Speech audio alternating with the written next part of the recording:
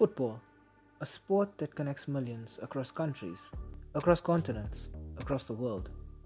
A passion that transcends time and space. A love strong enough to elevate us to the highest of highs in euphoric bliss, or leave us plummeting to the depths with devastating heartbreak. Join us as we explore some of the most memorable moments in recent footballing history, along with the impacts they may have had on players, teams, and the beautiful game as a whole. Welcome to the Split Second.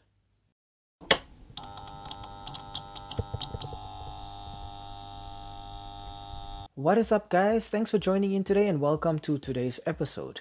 So today I thought we'd stick with 2004 and look back at one of what is probably the most incredible underdog stories of the modern footballing era. But for that, we gotta go back to June 12th, 2004, to Euro 2004, as hosts Portugal would find themselves in a group with Spain, Russia, and heavy underdogs, Greece. Otto Rehhagel took the reins at the Greek national team, following stints with Bayern Munich, Werder Bremen, and Borussia Dortmund. And he brought a new sense of optimism to Greece's football.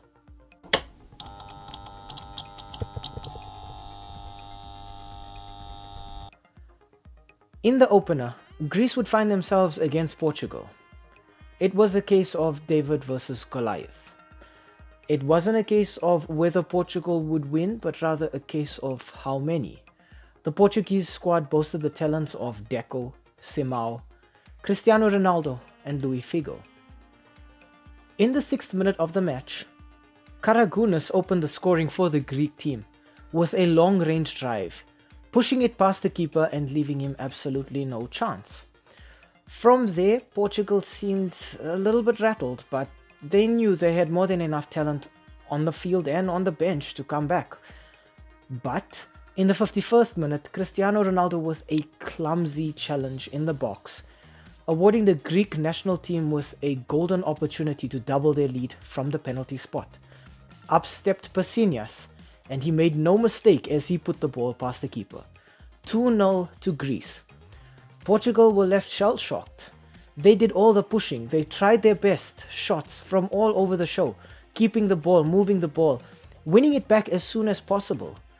But they just couldn't find anything. Eventually, in injury time, Cristiano Ronaldo with a header from the corner. Portugal got at least a single goal for all of their troubles, but it wasn't enough. The final result read 2-1 to Greece. A result that was just impossible to fathom, let alone impossible to have seen with your own eyes. Cristiano Ronaldo, Luís Figo, Deco, William Carvalho, all these players at the end of the day came to naught.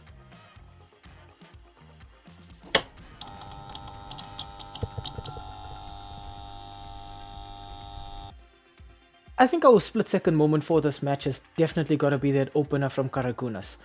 It's such a beautiful and a true strike, a drive straight past the keeper, and it epitomizes exactly what Greece was all about in Euro 2004. Getting a lead early, scoring by hook or by crook. It doesn't matter if you can't exactly play beautiful, incisive football. As long as you can get a goal and then defend it with your lives until the 90th minute, you have a chance of winning, and that is exactly what Greece went out and they did on that day. Following their victory over Portugal, Greece went on to draw 1-1 against Spain and then lose 2-1 against Russia. But they were able to qualify for the knockout stages of the Euro 2004 tournament because Spain also drew, and yeah, I think Greece just had a better record at that point. They would then face France in the quarterfinals, who they would beat, and then face the Czech Republic in the semifinals, who they would also beat, before once again finding themselves face to face with Portugal in the finals of Euro 2004. Greece would go on to win that match as well, coming out as 1-0 victors and winning Euro 2004 overall.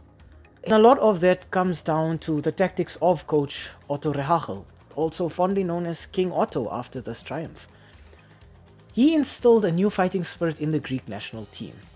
He forced his players to put aside the petty squabbles of club football. A lot of the players had to come up against one another at club level because many of them played for Olympiakos, AEK Athens and Panathinaikos. And Rehhagel somehow managed to get them to bury the hatchet and put the national team above everything else, which is exactly what they needed to do.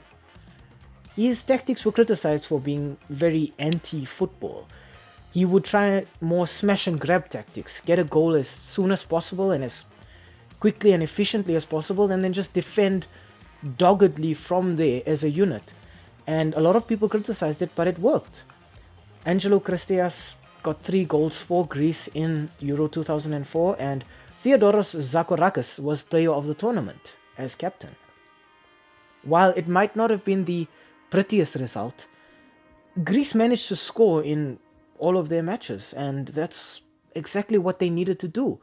More importantly, they kept clean sheets in a lot of those matches as well, shutting out the opposition and sort of suffocating them in midfield, strangling out any creativity and preventing them from being able to do pretty much anything.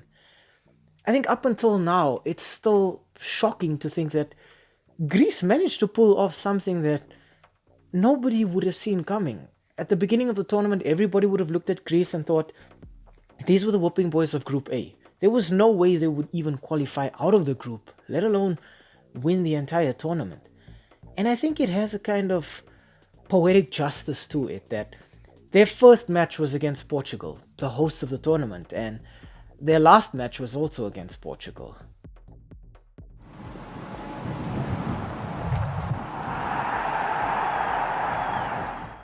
Well guys, if you've made it to the end of this video, I'd like to thank you for sticking around for this long and allocating some time during your busy schedule, because I know everybody's days are pretty busy these days, to watching our video and to just spending a bit of time with us here at S3M2 Football. While you're here, why not maybe check out one of our previous videos, which should be somewhere around here, somewhere I think there and there maybe. But yeah, and if you've got the time and perhaps maybe like the video if you enjoyed the content, comment down below on maybe some matches you'd like to see in the future, some moments that really changed your life in terms of football and the entire footballing world. Hey, maybe even if you were around to see this match or to see this tournament, perhaps drop your thoughts on how you felt about it. Maybe you were a Portugal fan who felt that they could have done better, or maybe you were a Greek fan who was just as surprised as everybody else. But yeah, thanks for joining in today guys, and we hope to see you guys again real soon. Stay safe.